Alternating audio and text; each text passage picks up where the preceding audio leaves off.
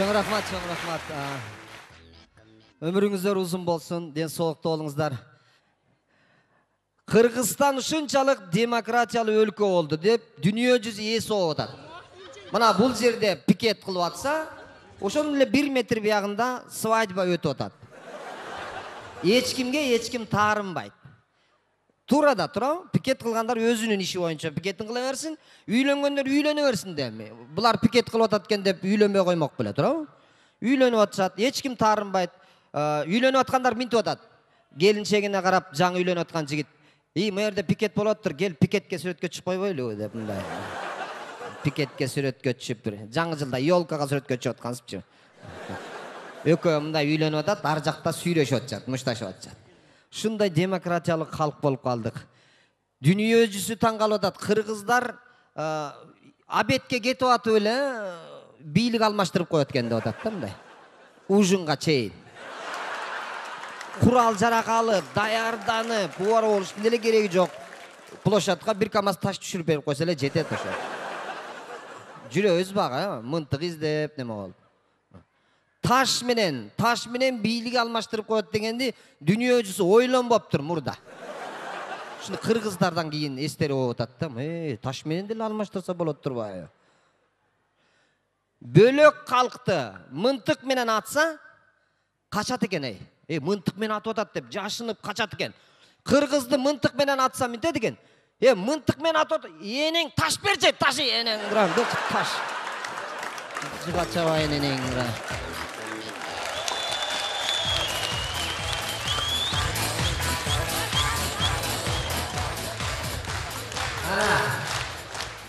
Чолпонбай каяктан чыкканын билип алсын. Муну площадты бирок бир четти кичине булгап коюп атат, центр. Мындай кылбайлы. Баары деле кубалайт экенбиз, баары деле качат экен. Бу ак үйдү аэропорт жака таштактуу жерге эле салып коймойлу я. Кандай дейсиңер? О жерден кичине таштагы баары заодно мындай кубалаганга да оңойраак. Ошондон ары эптеп аэропортко чейин кубалап барсак, ары эптеп түшүп качып кетишет да. Жүрөбүзбү? Алысыраак. Өздөрүнүн машинеси бар, барып келе берет. Итак эле биздин эсебибизден барып келет аны. Жакшы машинелер бар, туурабы? Ошол жака барып иштеп, ошондон ары кичине бирок бир-бирден кубалап жаман убактыбыз кетип атат да, ошол жаман болуп атат да. Бир оптом кубалап, бир эс албайлы концерт көрүп, тынчыраак, я, кандай дейсиңер?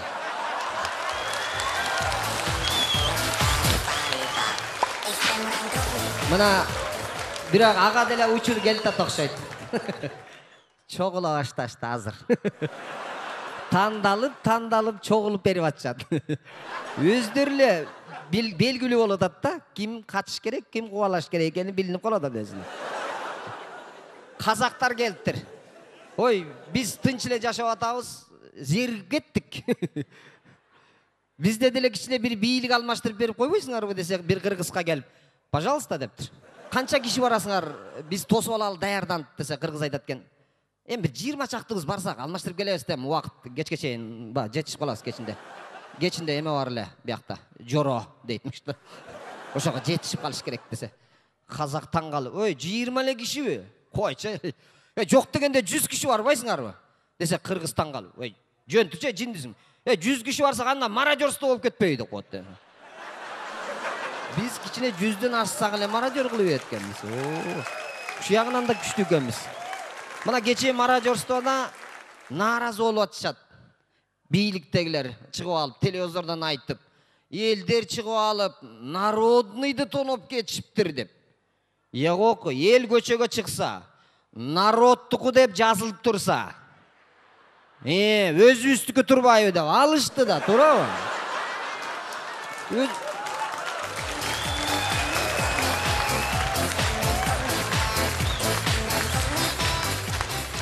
Ушу жакшы болду, ушу народный чыкканыч. Элге чогултуп ошол жерге продуктубузду даярдап берип коюп атат. Бир кыштан чыгып алабыз. Жетпей баратса турат да дагы народный, турабы? Шундай мародерствода кыйын экен. Эл өзү чогулуп калганда, бирөө кыйкырып койсо эле ошонун аркасынан кетип калат экен. Эл ушундай чогулуп турганда бирөө "Оу" десе ошону карап калышат. Эчтеке дебей эле. Beta Stories деп койсо эле, бол. мына полуслов түшүнөбүз да. Beta stories дегендер кетти, урган бойдан кетип атышат 200 киши, 300 киши. Beta stories'тин кожайыны акылдуу экен. Эшке чыгып туруп, токтогула. Алгыла, бирок эчтекесине тийбегиле, талкалабагыла десе, элдер очередке туруп коетмиш. Ошон үчүн Beta stories'тин не кылды, талкалабай алып кетип калды. Ошентиш керек болчу. Андан чыккандан кийин таатаны көздөй деп койгон экен бирөө. Кайра таатаны көздөй уруп баратса, угуп калыштырдылар, тиякта келатчат дегенден угуп калып даярданып калышкан экен, бир экөөсү мынтык менен атып ийиштир. Бирөөнү ок тийген экен. Доктурга барса, доктур сурап атат, "Эмне болуп, жарадар болуп ок тийди?" десе, берки жатып алып сыр бербей, "Мен революционермин. Мен ак үйдү көздөй ура деп кетип атсам, ок менен атты. Өзүмдү жоготуп койгон экенмин. Көзүмдү ачсам эле таатанын жанында жатам" деп коет. Ошол жерге алып барып таштап коюштур. Ана революционер. Менин бир таанышым бар. Лионга кириптир. Батинка сатат экен да жерде. Бир мүшөк батинке көтөрүп алып, айылга алып барып, "Мына сага подарок" деп жерге төксө, жалаң оң бут экен. Азыр туугандардын баары оң тарапка басып чыгып. Кудай кааласа, ушу шайлоонун ортосунда да бирдеке болуп кетсе, сол тарабын алам. Ошол жерди оң алып алам. Зато импортный. 89га чыккан жашын унутуп калыптыр бир апа. Холодильник көтөрүп алыптыр. Бел талып кеткен окшойт. Остановкада турган балдарга келгенде, "Холодильник кереги жок беле" деп коет. Ошол жерден саткан аттыр да. Десе балдар шустурийлик кылып, кемпирди тоноп, үстүндөгү холодильникти ала коюп, "Такси, такси, такси" деп таксиге сала койсо, такси качып кетип атат дейт. Такси качып кетип атса, экөө аркасынан кол алып туруп, "Уру, уру, уру" деген бойдо. Кызык окуялар болду. Өзү качканы, кубалаганы биз өзү көнүп калдык. Остановкада отурсаң, 5-6 жүгүрүп кетсе деле, отурган эме сурабай эле кошо жүгүрүп алат. Жолдон барат сурап коет. "Кайсыга?" деп коет. Биз кайсыга сап, "Кай кормой жөн эле?" Спортсменбиз. Шундай көнүп калганбыз. Качканга да шундай көнгөн экенбиз, кууганга да шундай көнгөн экенбиз. Бакиев качып кетип атат, Акайчтан өтүп кеттир. Физкультурадан жакшы окуган экен да. Шундай уруп баратса, Акайчы көтөргөндөн кыйк токтоп калып. "Ассаламу алейкум, Акайчы кандайсың?" Десе, Акаевтан калып, "Ой, келип калдыңбы? Эмне тез эле?" Мага окшоп кичине бир 15 жыл отурабы десе. "Зато мен 5 жылда эле уруп алып келип калдым" дептир да. Сен чыдап жүрмөк белем, 15 жыл шашпа.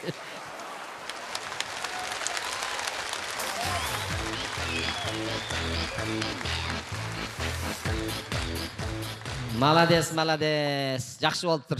Кыргызстанды сагынып кеттим. Бир кичине бир нерсе ала келдиңби, базарлык? Бир нерсе десе, Бакиев айтатмыш, "Ала келдим. Өзгөндүн 2 килограмм күрүчүн алып келдим. Бас берейин." Давай. 1 килограмм баспайсың, экөөбүз сүйлөшүп, жеп отурайлы десе, Бакиев 2 килограмм басып калыптыр дейт.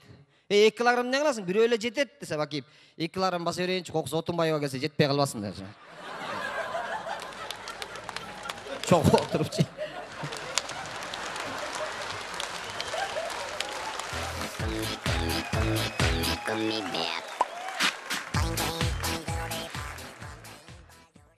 Отунбаева молодец. Между прочим.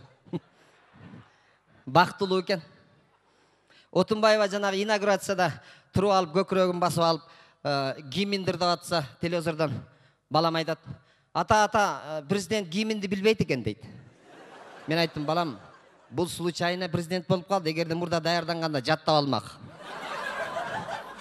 Ничего, жаттап алат.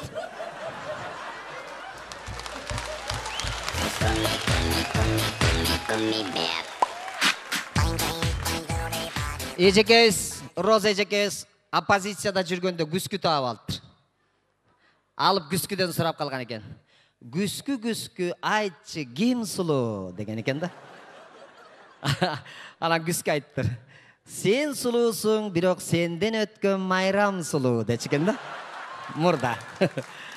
Азыр сурап атат экен. Күскү, айтчы ким сулуу десе азыр айтып атат экен. Сен сулуусуң, сенден өткөн сулуу жок деп атыптыр азыр. Ана, бактылуу экен. Эмнеге бактылуу экен деп атам. Азыркы өкмөттү көпчүлүгү мынтип айтат экен. Убактылуу өкмөт деп. Бул бизди жөн эле ууспа көйтөш үчүн эле ууну кошуп коюшкан. Болбосо уусу жок, булар бактылуу өкмөт.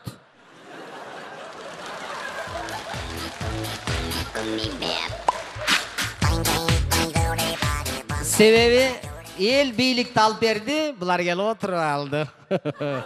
Бактылуу. Birazdan emin biyle başta başka zaman. Tantara.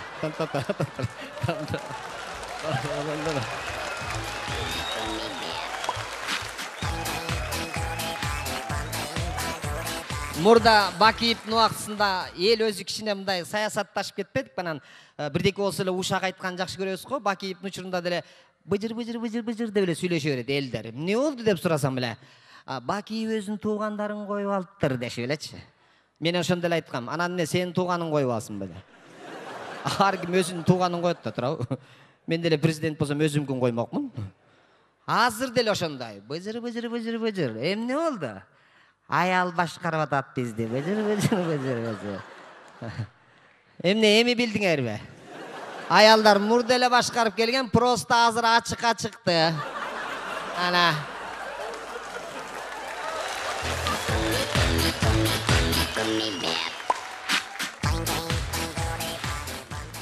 Же калппы? Мына жигиттер отурасыңар ошол жерде. Мына достор менен чогуласыңдар, жүрбөйсүңөр, эртең бир жерге эс алып барып келели, природага барып келели деп жакшы эле сүйлөшөсүң да кетесиң. Эртең менен звонить этет. Досум эмне болду десең, мен барбай калдым, аялым урушуп атат. Ана. Бүт эле аялдар чечет. Колубуздан иш келбей калса эле алдыбызга 5 аялды салып алып аркасынан жашынып алып эле жүрөбүз. Мындай эркекче жүрүш керек экен да. Биз байкадыңар, алдыр үйөт экенбиз бийликти. Бардык нерсени шымыбыздан бери алдыр үйдү келем, баарын келет четине. Эркекче бололубу жигиттер? Майрамыңыздар менен. Хуш келипсиздер.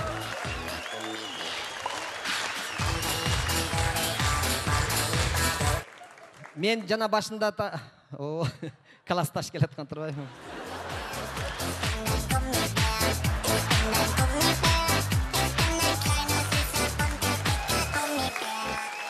Ömrüm versin.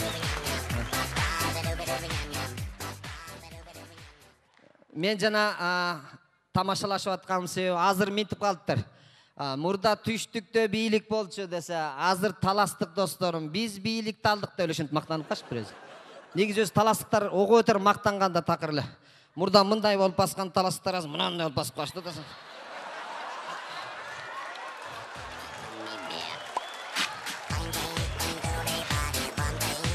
Bagı maqtançaq жандар ого өтөр эле. Өпкөнү мындай сыртка кармап алгам да. Официанттар окшоп мындай. Таластыктар өзү негизи өзүнүн натурасында мактанмайынча тура албайт да, чыдабай кетишет буларчы. Бир таластык бир островко түшүп калыптыр. Жалгыз не кыларын билбей, зерги ушундай жашап атса, бир самолет катастрофа болуп учуп келип сууга түшкөн экен, караса бир кыз чөгүп баратат дейт. Таласты ушундай эле сүзүп кетип атат, эми чөкпөйт да билесиңер, ушундай эле сүзүп кетип атат. Барып баягы кызды аркасына алып катери болуп сыртка чыгат дагы. Баягы кызды эсине келтирип, оозунан суусун чыгарып, жакшылап караса эле, жанагы Дженнифер Лопес деген кыз бар го, ошол экен да. Көрүп алып, сүйүнүп, таанышып, 3 күн жашап калыптыр. 3 күн аябай жашаптыр да гана мактанайын десе эч ким жок таластыкта. Жалгыз да островдо эч ким жок. Бияка басып мактанайын десе эч ким жок, бияка басайын десе эч ким жок. Ушундай мактангысы келип кеттир да баягы Дженниферди чакырып алып туруп, чачын лысый кылып, кырып туруп, эркек окшот, башына калпак кийгизип туруп, жанына отургузуп, далга чаап туруп, Керимбек, мен Дженнифер Лопес менен жашап атам деп мактанып коет. Чыдабай кеттир да.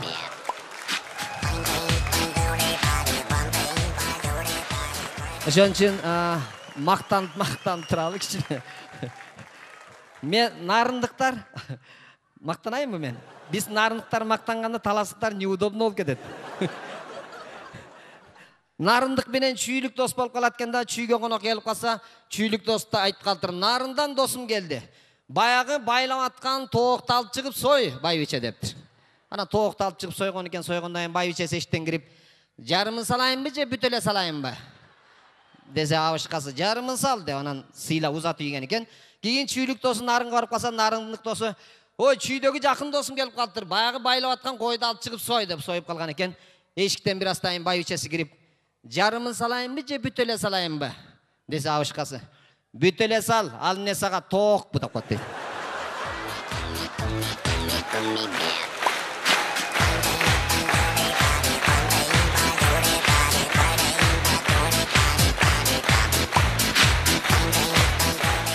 Рахмат, рахмат.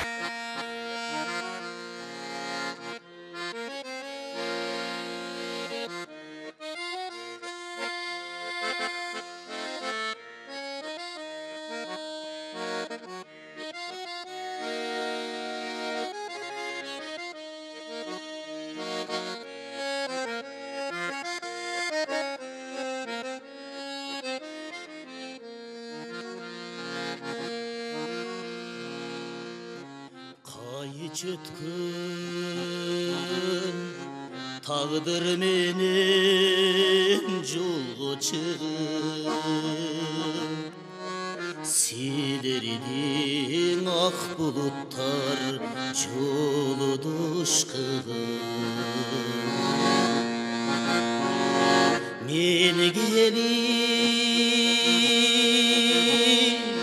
altın kumdu Gölcegine olduram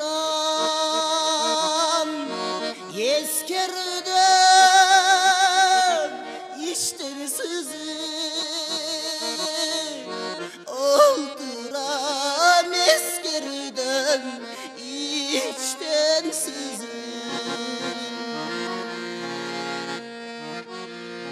Sezgende ayrılargı korkurum Altın kum sen barına ortuk elin Öçüşüm biz döksütkan Canılığa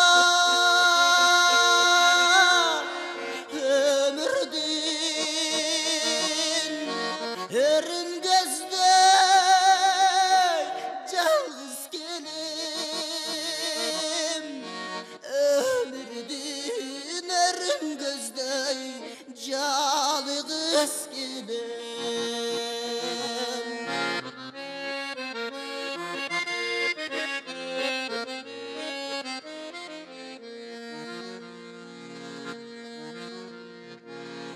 Kayığının karan tünün jarık kılar Karaldım jaş odogup jakşılık bar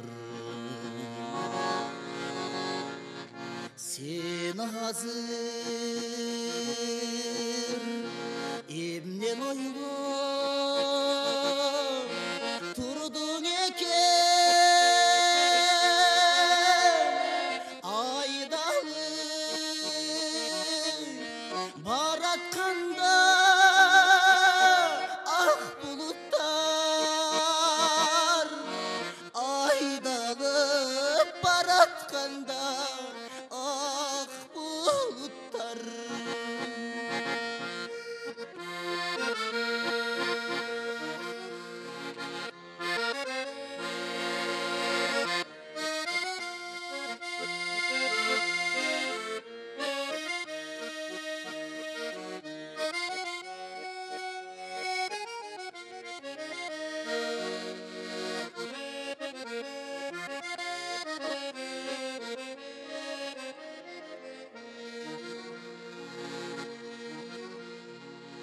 Gölcegi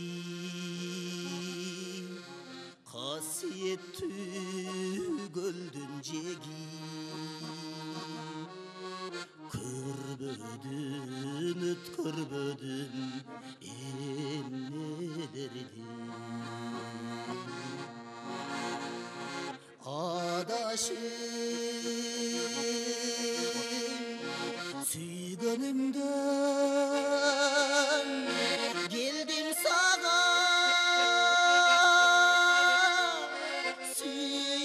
süyündüm aylağını kayır berçi süyündüm aylağını kayır berçi süyündüm aylağını